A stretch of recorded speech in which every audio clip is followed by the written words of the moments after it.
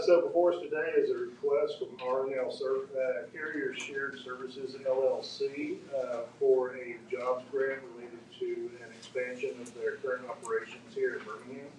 The company is a logistics company.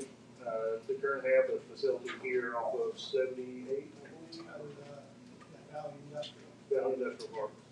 And they are looking to relocate to a piece of land within the city that would give them land for additional expansion and capacity. This project would carry with it 65 new jobs beyond what they currently employ in the area, and a capital investment of $36.1 million. We've run the cost-benefit analysis on this project, done our typical due diligence. Over the life of the project, we estimate it will generate about $1.6 million in positive revenue beyond any incentive assistance that the county would give this project. That would be monies to the general fund, and then $1.1 million to school funds within the county. With us today is Jeff Holmes with R&L Carriers. He can give you a little bit more of an overview about the company and their plans. Additionally, we have Alex Patrick with the Birmingham Business Alliance. If you have any questions about the cost-benefit analysis, that's included in the packet. And we also have their legal representation here as well from Bradley. So at this point, I'll turn it over to Jeff to tell you a little bit more about the company.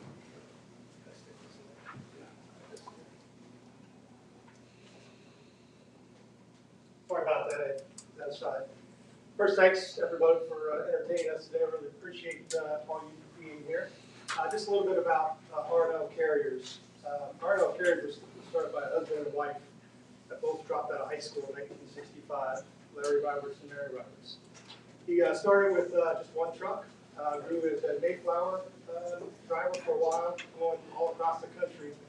And as he was doing that, starting a family, it became hard to be away from home. So he started doing more and more localized type stuff. And what he found himself into was the LTL or less than truckload market, which is where it is today. And why is that so important? Because he found himself being able to be home every night. So as we continue to grow through our tenure over the last 60 years, we were able to get our drivers clock in the same place, they clock out every night, so they sleep in the same bed every night, so they're home every night. So the important thing about what we're bringing to the table, our drivers, which is the majority of our employees, actually clock in and clock out the same place every day.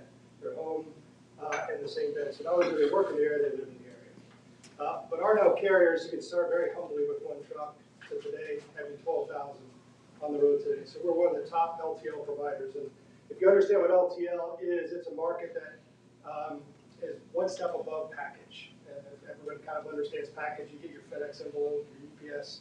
We're very similar, but we deliver odd type objects like exercise equipment or tires or engines, something that won't fit, someone's not going to carry it in your door. We're going to crate it in your door. So that's kind of what we do. We're not like a Schneider or a JB Hunt. We don't take one big truckload to one place to the other. We have several deliveries on a truck. So you'll see us on pickup and delivery every day in the area. Over the last several years, we started to go through a strategic review, which we do every 10 to 15 years for our capacity needs. And all across the country, this area, Jefferson County, was one area that was vital to our search, because not only did we see our capacity shrink here, in other words, we're at capacity, we had no room to grow. So we have a couple of options when that occurs. We can either go to partners, push freight off to somebody else, or we can move freight to some of our other terminals, because we have several around here, Chattanooga, several in the Atlanta area, Tupelo, a lot of places around here that we can ship that freight to. Or we can expand in our current location, which we have room for expansion there. And we bought that facility, I think we started in Alabama in 1989. We've been around for a long, long time. In Jefferson County, this particular location, we've been here over 20 years. And we just outgrew it. So it's time to do something different. And what we're planning to do is build a new facility. And it's been about 2 years in the making, because we don't take these decisions lightly, because we're doing several of these across the country. As you heard, it was a $36 million investment. And I will tell you, when we started this thing 2 years ago, it was a $19 million investment. And it's not because we added a bunch of stuff. It's because the cost of, they haven't doubled. We did add a little bit of expansion. We went to 140 doors, The whole setup is about 140 doors, now with expansion of 50 more doors. And then we have an 8-bay maintenance shop, which is going to be more of a regional shop, as well as a fuel island and a truck wash in an office. All that's about 125,000 square feet, and then 30,000 square feet to come in the future. So it's expandable. This is 68 acres. We're on 15 acres now, so we couldn't do this on our acres. We have a unique setup too. We have a cross dock setup, which is about 100 foot wide. So we need this kind of land to do that. Where we're at now, we have half our facility that size. So we bought it, we didn't build it. We added onto it in, I think, 2001. And we added our 100 foot wide docks. And if you look at our dock space, the other part of it's 60 foot wide, and we can't really maneuver very well that way. So this will allow us to maneuver. Not only that, we have 129 current jobs at our facility, which includes full-time and part-time. We're looking to add, as you heard, 65 over the next 3 years. That's 50% of what we have today. So we do see a great expansion in the area. This will service all basically the middle from out from Atlanta over to Tupelo, just that whole area. We do have a handful of other facilities in Alabama still that will help connect these dots together. So we're currently about 130 terminals nationwide. We are national. And if you ever see one of our builds, this is what it actually looks pretty close to what you'll see a final product look like. As terminals go, they're very pretty. The house maybe not, but terminals are very pretty. And we do take pride in what we build out because our employees are everything to us, and without them, we don't have this. So we want to make sure it's a place for them to be able to call on. And for Commissioner Tyson's benefit, just real quick, I'll go back over the numbers. But what we're looking at is a proposed jobs grant with a cap of $105,000 for the new eligible jobs that will be created over a 3-year period for this project. This would be a District 1 project, $36.1 million in capital investment, 65 new jobs, average wage just under 26 an hour. We estimate over the life of the project, the return on investment to the general fund of $1.6 million and the schools of $1.1 million. I'm very familiar with this company. I'm very familiar with this company. Y'all deliver to the motion industry and genuine parts. I used to handle y'all. Oh, really? Awesome. Well, thank you for that. All right, there's the no vote. Hey, I have a couple questions. Where are you presently located? Here in Alabama, we are at Valley, or 30 now, I can't remember the exact address, but Valley Industrial Boulevard, which is... It's up Pittsburgh. Yeah, right. We've been there for at least 20 years. How many trucks do y'all have locally? Ballpark? Yeah. Probably 80. That's a ballpark, but I can give you exact numbers if you like.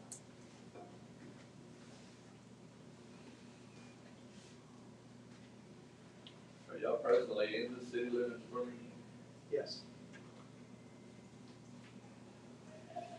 So they don't have any. Yeah, this would be a good neighbor. Won't get in trouble. This is a national company.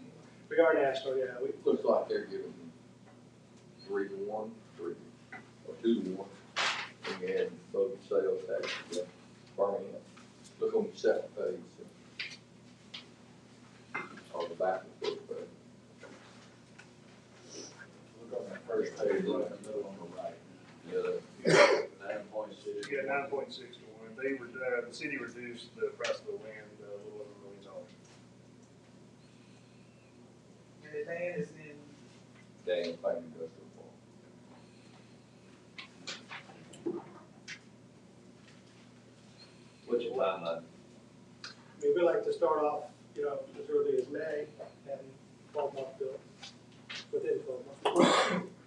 We've done, one thing we do these days is because we have to, we do this across the country, as we said, we're national, but we find that it's very important to really get to the point where you have the permit in hand before we make a final decision. So we made some false starts in other areas where we thought we were in a great place to build, and rug from under us, because we didn't go through the whole process. So this has been 2 years in the making. So we want to make sure we get all the way through the So why I'm saying that is we're ready to go with some of the. I moved the project. I'm sorry? I moved the project. It's like, what?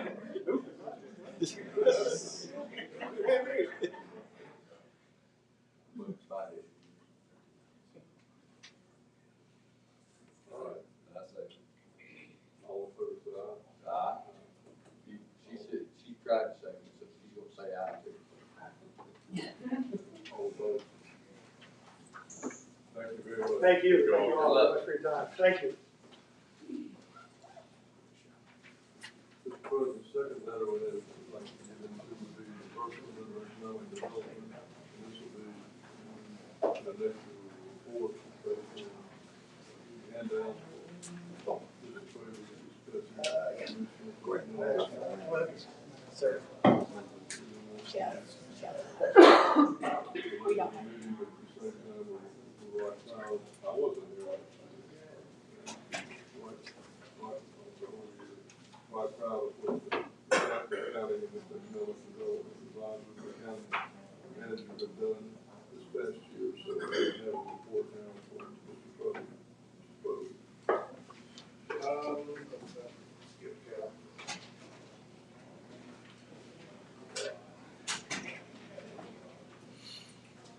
So we just got finished compiling our data for 2023 and making sure that everything is accurate. And just wanted to present the commission with this very brief one-page report of what we've seen during 2023. So last year, the county touched on at least 40 projects within the county. Of those, we incentivized 19 projects, and those projects were either incentivized or announced, I should say. And those projects represented about $475 million in capital investment within the county. 816 new jobs announced with an average pay of $29.32 an hour. For reference, as of last week, the average pay in Jefferson County was about $27 an hour. So these projects have been paying higher than average.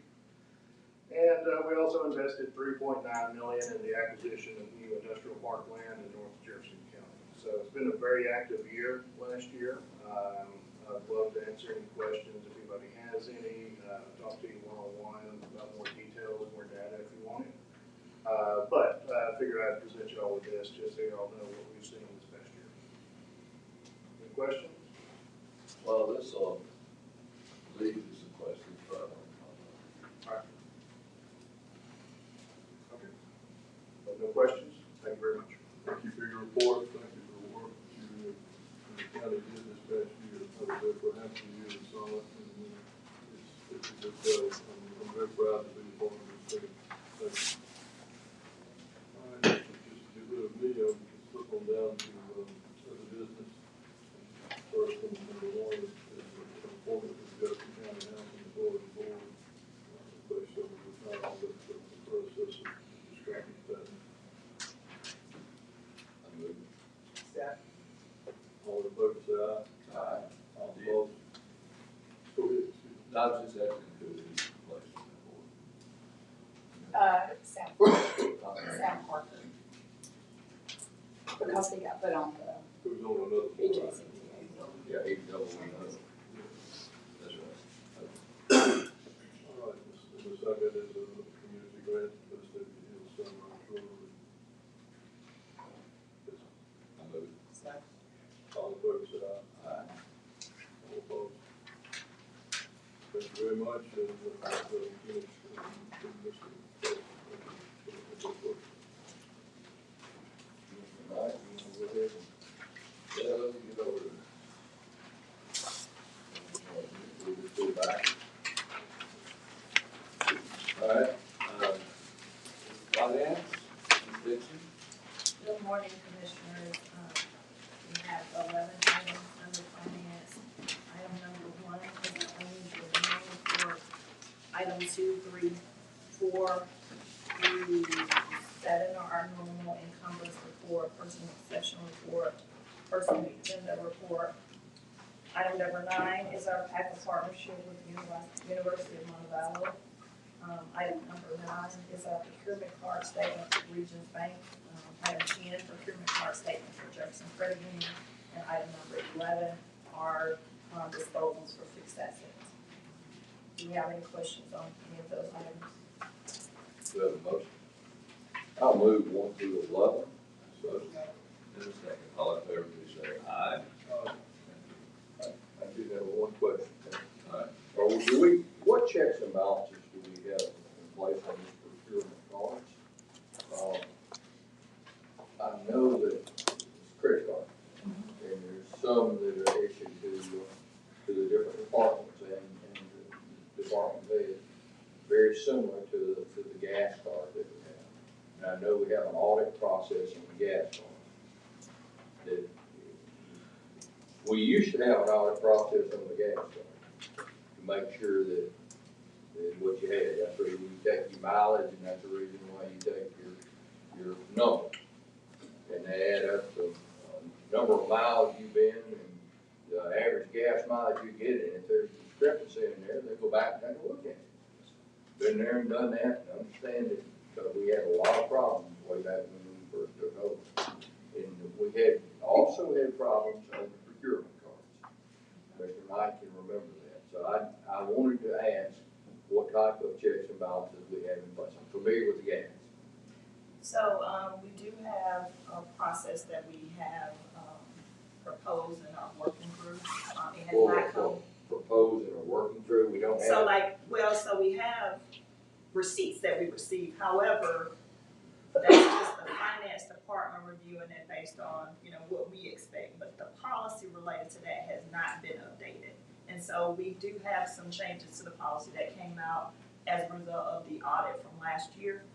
So we have worked through that. I think Linda has looked at it, but it hasn't come before the commission. But we do need some structure around that so that we in finance can hold the departments accountable. Because right now it's just really kind of a finance-led initiative.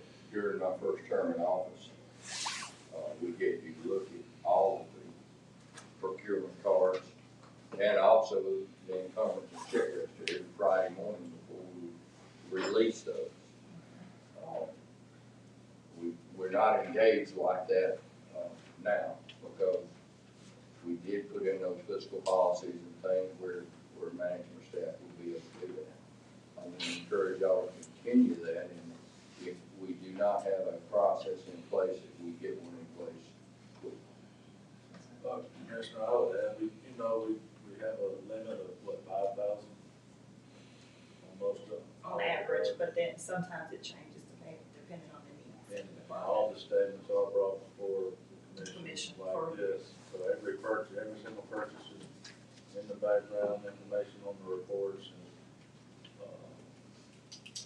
I just question who's looking at it. I assure you, I look at it every 2 weeks without doubt. But, if that's the checks and balances. Well, I mean, finance No, will set it first. I'm not concerned that the checks and balances were put in place so we wouldn't have to do that. Well, I understand that. Do it anyway. I'd be happy to sit with you all to find out what those challenges were prior so that we can make sure whatever process we implement That'd be great. covers all of those things. Appreciate that. But yeah, finance looks at them, Commissioner Knight, all the purchases are brought before the commission on the resolution.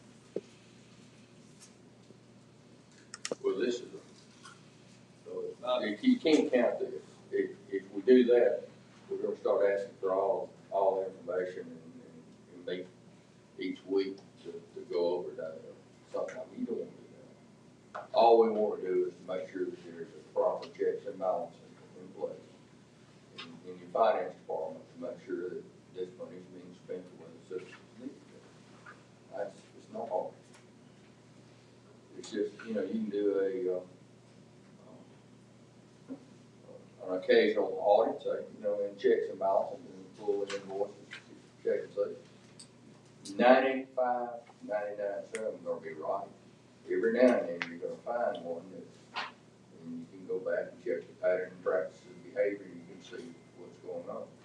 Now, a lot of this was occurring, and we're up and going again and everything looks good, that we continue those practices that we had that put us in the shape we're in. So what, I guess my question is, what would you recommend other than what we are to? Well, they said they had a process that they were trying to get into place. Yeah, And so, that's what caught my ear. yeah, is so that, we actually. if it's not in place, when you're trying to get in place. Well, we do have a process, however, with any process, there's always improvements, and so we recognize that there are improvements that are desired in the process. We do get the receipts, we review the receipts, make sure that, the state laws are being followed, so that is something that we currently do. However, we do recognize there are some improvements that we need to make in the process, so that's why we want to work through the policy to kind of give us an opportunity to standardize that practice and to make sure that the commission, is on board with what we're doing. So it just needs to be documented. Well, when you memorialize those processes, would you give each commissioner a copy so they can check and see? That's part of the review process that we bring to you.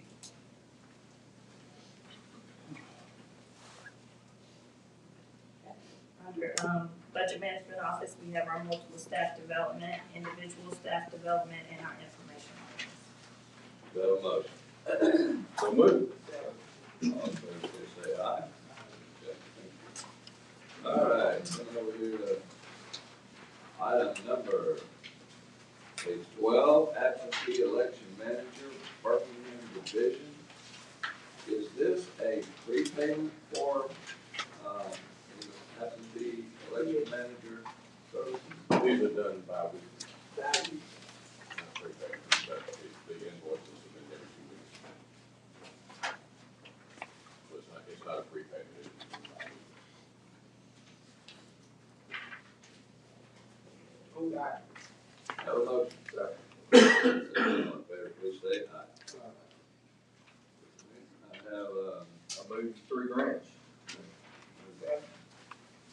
two public service, one infrastructure. All in favor, please say aye. Aye. Thank you. Number 4.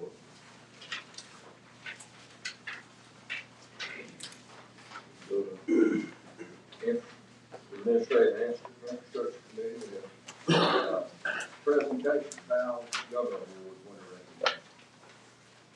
I think that's just a placeholder for. Placeholder for the Thursday. general Thursday. Yes, sir.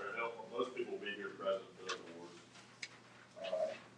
Rebuild Alabama fiscal year 23.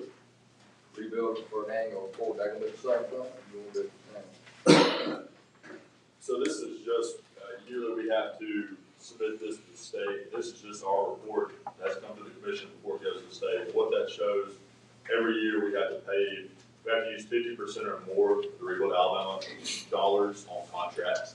That's just showing you what we did in fiscal year 23 on contracts. Number 3, North Chalkville Road Project, pavement track 32. Caldwell Mill Road Project, pavement track 47. Funding agreement on Mac Shannon Drive Road Widening, phase 1 and 2. Requested amount $200,000. Property sale is the old Salvation Army building.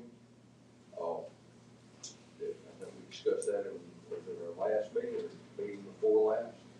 So we only selling the building, we're not, somebody asked me, I don't know where, someone, he said something about the service station. Yeah, I think we covered, no, it's the Salvation Army building and the little lot there with it. I think it's fenced in. Right, the parking lot's fenced in, and it's not the sheriff's gas station and the maintenance bay. Yeah, somebody asked me. It's That's what you recall the appraised value. The appraised value is more than y'all had purchased it for, so. yeah, 8 something. I guess the people that Y'all done made a little juke joint next though. Oh, I'm messing with the juke joint. That's it behind there, right? It's on the, right on the side. All right, we have surplus property property on Old Pat Chapel Road.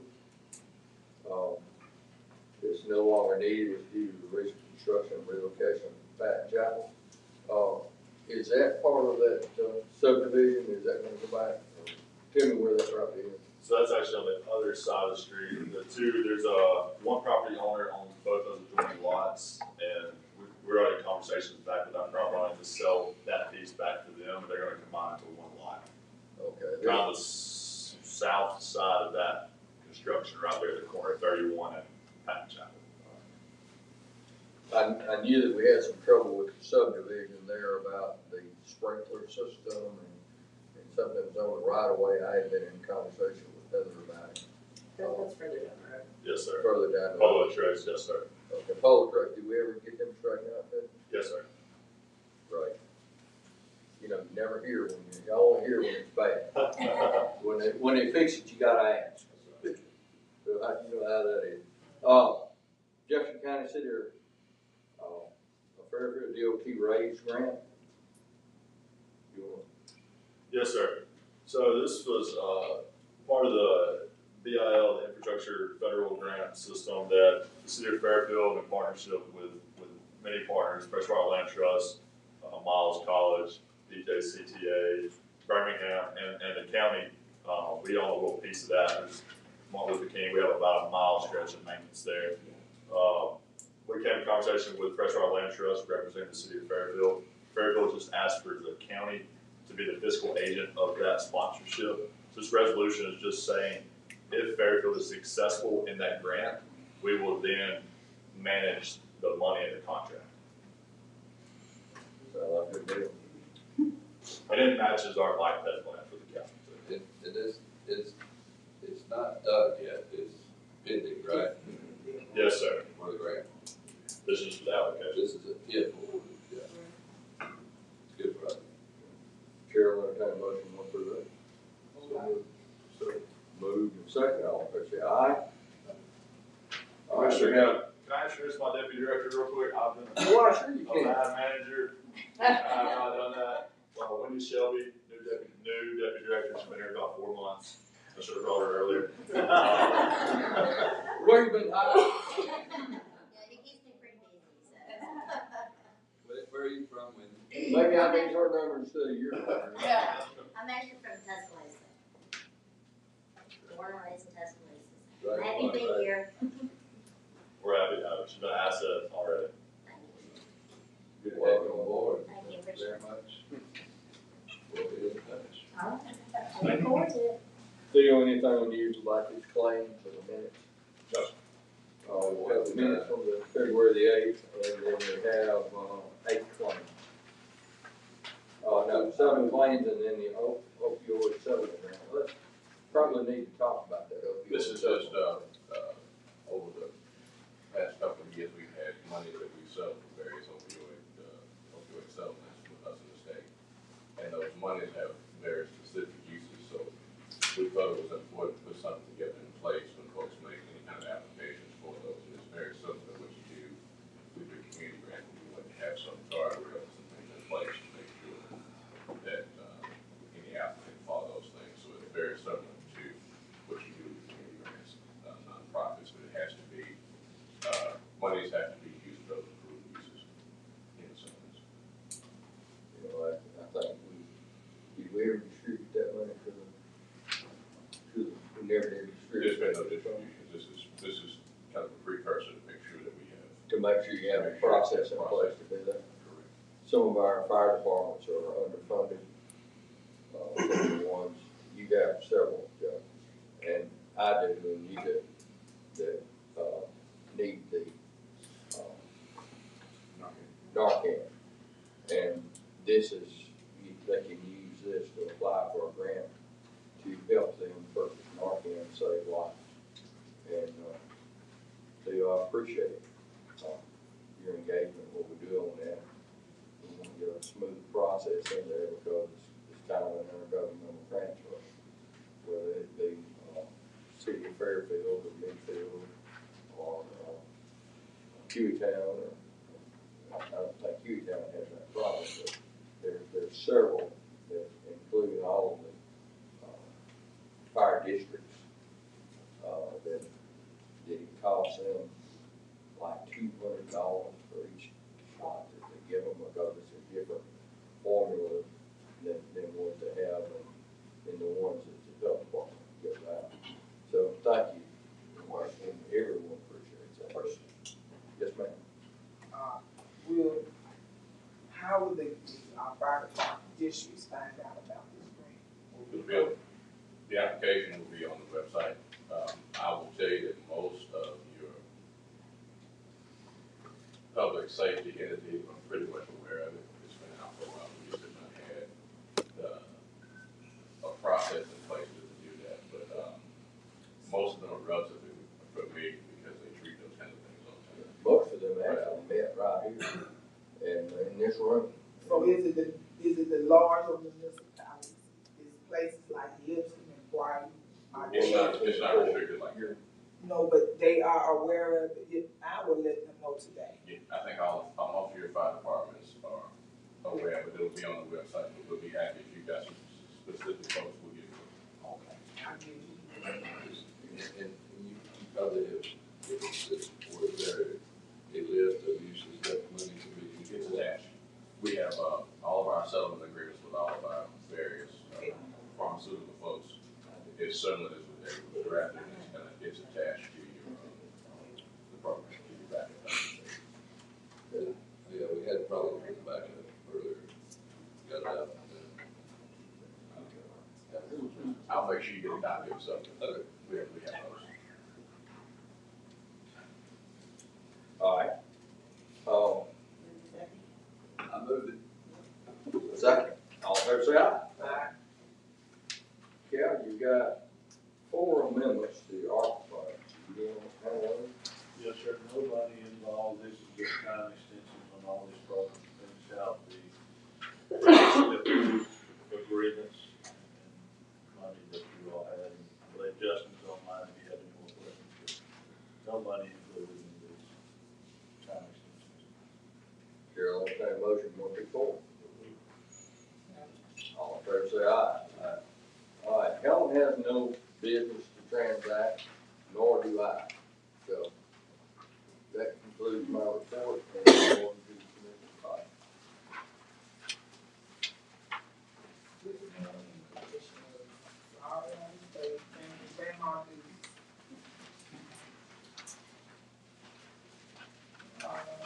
We have nothing for, Cooper Green. We're actually, doing a presentation today. Cooper Green at, another location today. I think it's about 7 minutes. About the program, they're going over there to the Bible College. I guess they want the community out. The Cooper Green is still open. So I can just say that, nothing further going on. Department of Community Service, Dr. Hamilton. I don't look like Good morning, Commissioners. We have 11 items today for you to consider.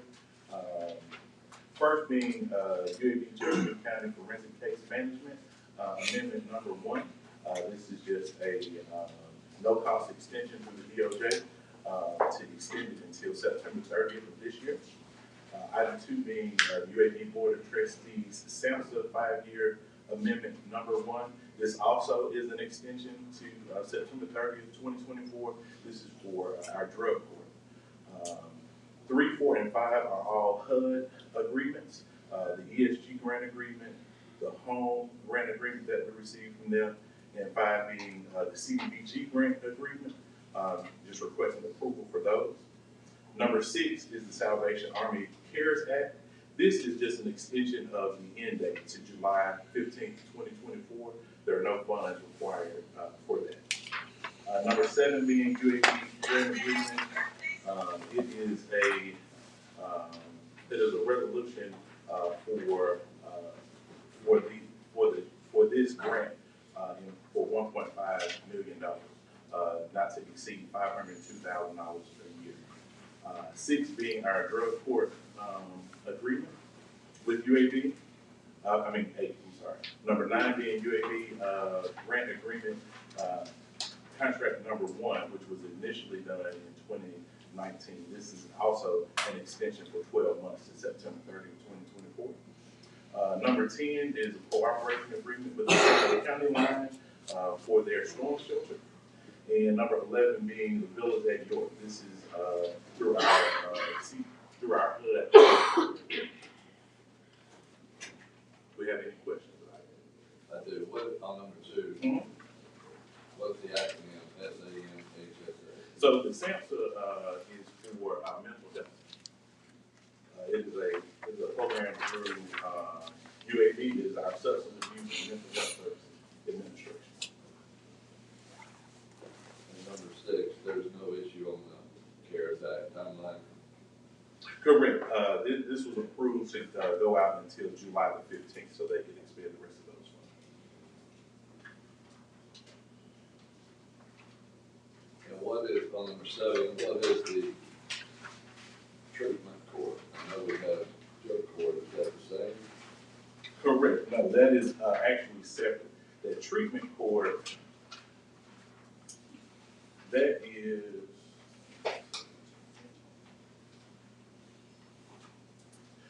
through the DOJ as well. It is very similar. It's just a new contract. So this one goes up until the new expiration date on it would be 9/30/2026. And I guess my question is, what's the difference in the treatment court and the drug court? The drug court, they specifically do wraparound services, intervention treatment, continuum of care. It ended 9/20/29/23, and the DOJ gave us an extension for that. The number 7 that you see is a brand new agreement that will go forward all the way to 2026.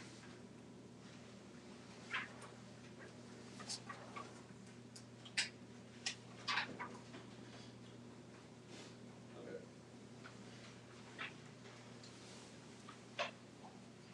You understand it? Is there a difference in the treatment court versus drug court, or is that just the same thing, we just worded it different? It's worded a little different with the treatment court. With the drug court, they did not specifically focus just on treatment. It was kind of a more inclusive continuum care type of service, but this specifically is for drug treatment. The judge court determines that you need to go to treatment. Correct. From the line to the committee. And then you go to treatment court, they assign you to a place where you can get treatment. Right. Use an alternative more jail, right? Well, that's what drug court was really designed for, is an alternative to going to jail or pleading guilty. Cause everybody don't follow on the drug court. You can say you're on drugs, if you don't test positive, you don't fit that category, and you have to go to jail to get punished for your crime you committed because you went on no drugs. Cause you'll be surprised if you got it. But I'm on drugs and I need to take drugs because they don't wanna go to penitentiary. So you know a lot about this. Yep. I was over in West Jefferson last week. Thankfully, Let me go. But 1, 2, 11. Second. It's been first and second, all in favor, say aye. Thank you, Mr. Chief.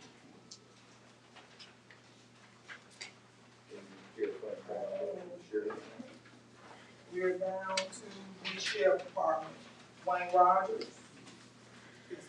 Yes, Commissioner, thank you. I can explain this with that. So this happens every year. This is the money that comes from the indigent care indigent care fund that is transferred over to the sheriff's office to pay for those services that are conducted for medical care outside of the jail. Most of this money ends up going to UAB. UAB is our place of choice to take folks when they leave the jail. So this covers like the ambulance to take them to jail if they need to be, to take them to UAB if they need to be taken there. The treatment that they get at UAB, because we have our own internal contract that covers all the medical care inside the jail. This is for all the medical care that has to be done outside the jail in other places for anyone who's indigent, which is the majority of the inmates, of course, at the jail. Any questions about that, Commissioner? one, this would be a good opportunity for you to state your operational changes and some of the things that you've done to improve your efficiency over there and you reduce the cost. I know when this contract came up that you switched carriers. We did. And, you've been very pleased and satisfied with what you have so far. We certainly have. And you saved how much money? We saved about $2 million All right. over the, That, you know, that's kind of like, we always get the bad part. right? So let's talk about the good part of it. Absolutely, Commissioner. We brought in a new healthcare company that's the interesting part about it is these folks had never done jail healthcare before. They had run clinics around the state and really around the southeast. And so they came in and are running our clinic now, and they've been very efficient. And I was just over there last week, and they said, we really feel like our inmates are getting better healthcare for less money. One of the things we did that saved us a bunch of money, y'all, is we brought our kitty dialysis in-house. This is something that has traditionally been done, and we have one inmate who's been at the jail for over 3 years who's needing kitty dialysis 3 times a week. Well, this is a very difficult situation because he's considered a dangerous inmate, so we have to take 2 deputies with him every time he would go outside. And that's difficult from an operational standpoint as well, because those 2 deputies are needed in the jail. And they have to go with him and spend 6 to 8 hours 3 times a week getting his dialysis. So one of the things we said in our new contract was, we need dialysis brought to the jail.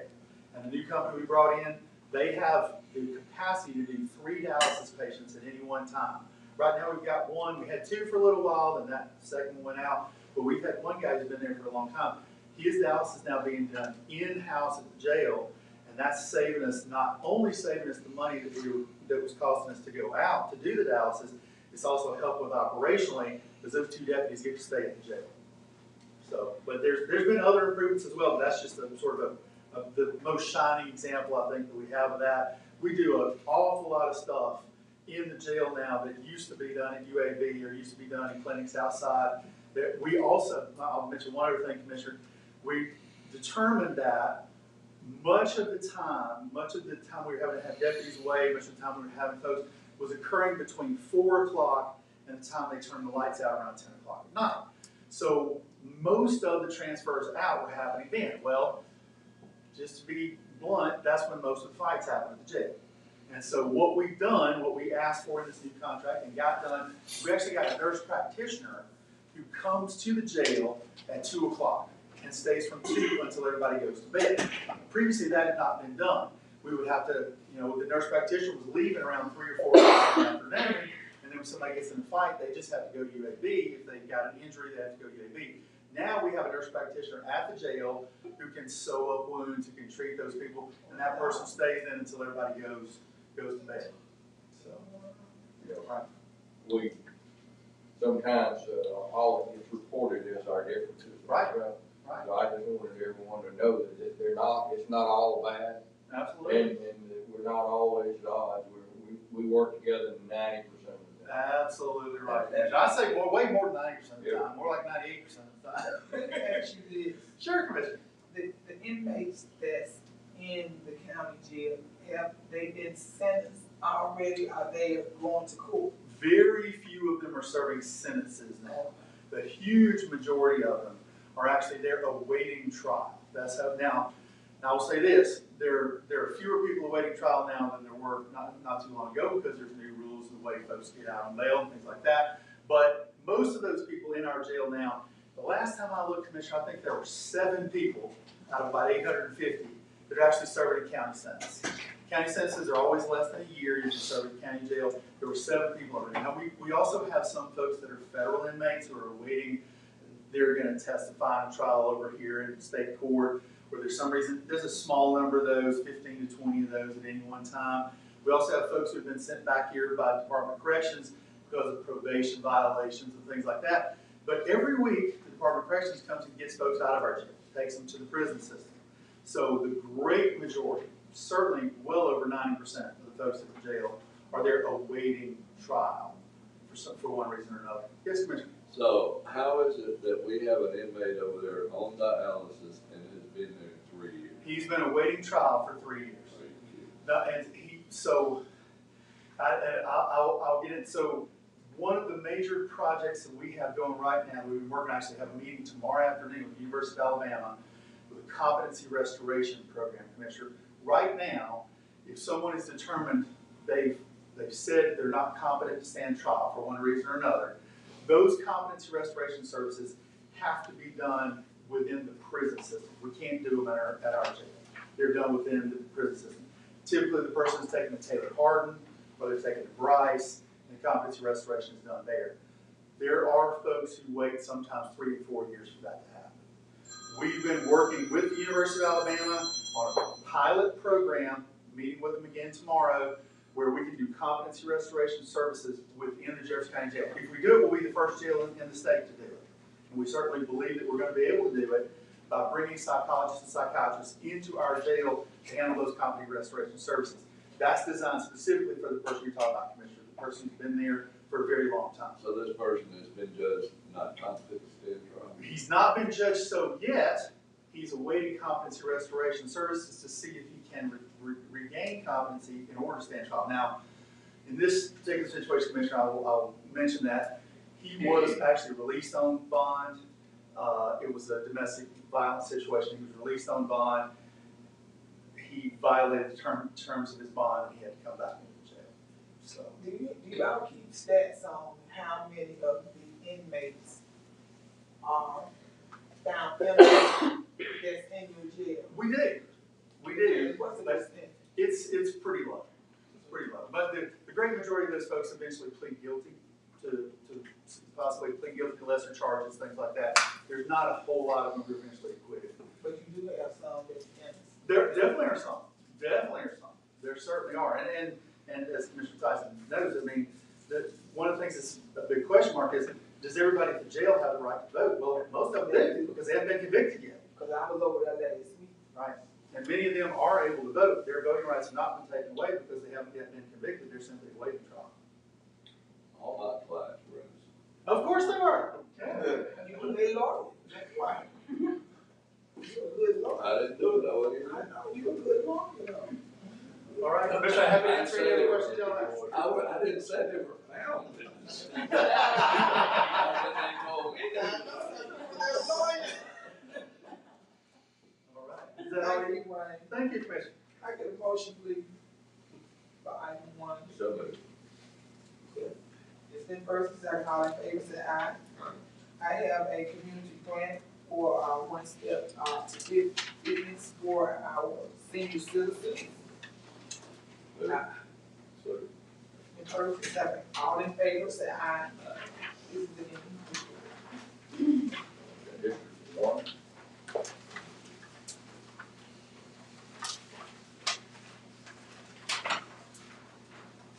We have, Commissioner Scales, actually will not be here today. I move her agenda. All right, she does have she asked for a presentation on Thursday, do we, for, She said she'd give you a call. she said she would give me, well, I won't put it on the agenda. And, you know, she gave me one, and I understand that Commissioner Scales would like to put a presentation on the agenda, but I do not know what the presentation is. Do you have any idea? She just mentioned it would be to one of her constituents. It would be what? Recognition, okay, that's fine, so a recognition presentation, so just for the commission to understand that. I don't think that they'll even vote, does it?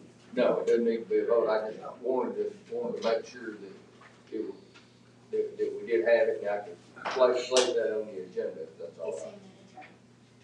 So we're good to go with that. So the agenda has been moved and seconded. All in favor say aye. Aye. Any opposed? There is none. That was the easiest one. Mr. Lawson, Yes, sir. do you have anything? I do that.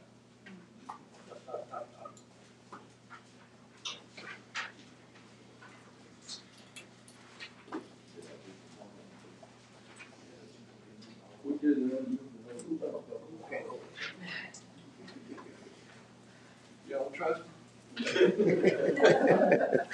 Do I need to speak and look up into the? You good. You know, I hope I'm doing this right. Think I am. Anything from the deputy county manager? How about that? No, sir. No, sir. The county manager. Commissioners, I'm sure y'all seen this, I just want to congratulate y'all and the previous commission, and CEO and finance, this is a great report. Y'all deserve a lot of credit. Yes, ma'am, I'll get you this, I will let everyone and all the commissioners do that. Barnett, you have been here and have more institutional knowledge than three-fifths of this commission.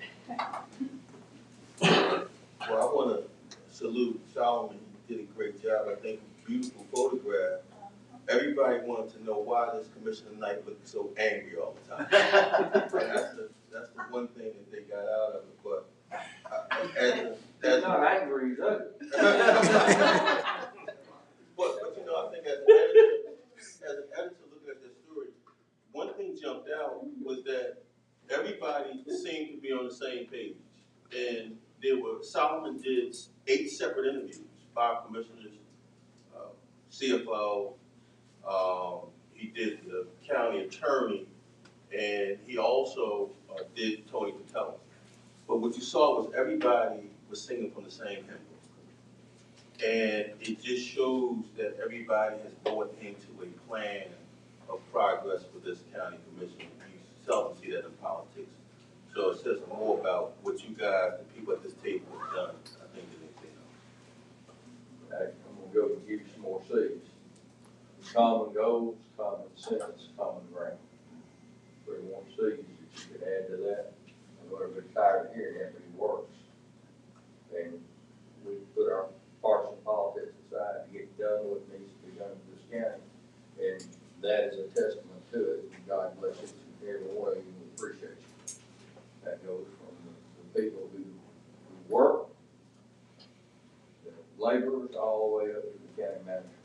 And of course, the commissioners do what's expected for the citizens. We go to our constituent base, and we always respect that and make sure that everything is done. Thank you. And what would you like to say, ma'am? I just wanted to thank the staff, Cal, staff for coming out and the finance team to talk to the citizens about the refinance. It was what? Great question. They were able to get all their questions answered. Cal did a great job. Theo, all of them was there. Angela was there. Matthew, David Denner, and others. Right along that here. Turned out right. Thank you. Mr. Bowman?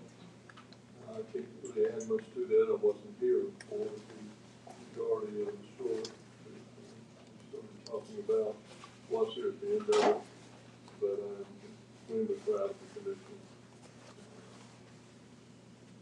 Honestly, I didn't think this commission could have worked together on things like that. I don't think I'd be here now. I think my choice rather than the public's.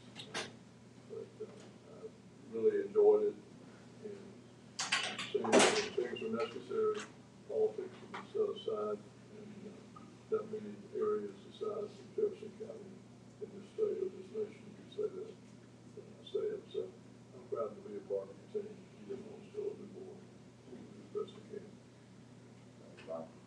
Commissioner Knight? Well, Barnett. Oh, my God. I asked for this.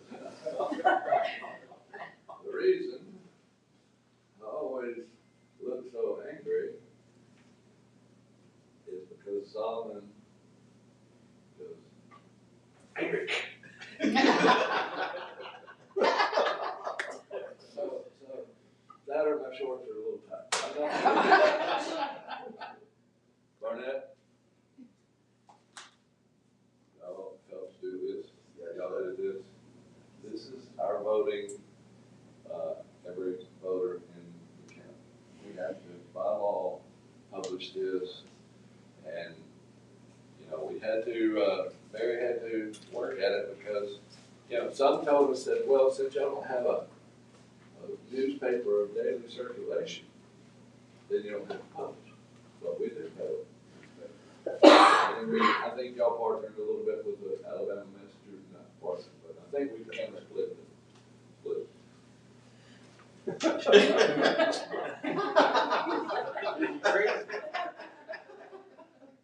Oh, broke it.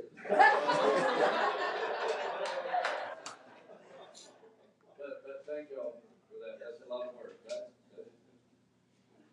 Rick, can you One get of a the copy? trees would disappear out in the Can you get a copy of it? Huh? What can you get a copy of? Yeah, it's got man right there. Oh, shit. Yeah. It took about a week to play that. And it's, I mean, it's a pretty good expense to the counties, and we're looking at, you know, do this online with all the technology today and stuff like that. But I just wanted to say thank y'all for getting that done, because it had to be done, and I know, Barry was stressing out about it for a bit, but, you know, it's done now. Absolutely. But even if we do it online, you gonna still need some hard copies, because everyone is not online. Good point. So, and know how to work it, so we got to all have better access to everything dealing with loan. You never satisfied. I've never. $25, I can get you a copy. One other thing I wanna say is, Helen, the PIO office, they did a great job. When you see all of the wins from the county, all the stuff that you've done, from the tech, the World Games, also, you know, Justin and Helen, they spent a lot of time gathering all that information, so they get a lot of credit for what's in that article. Any other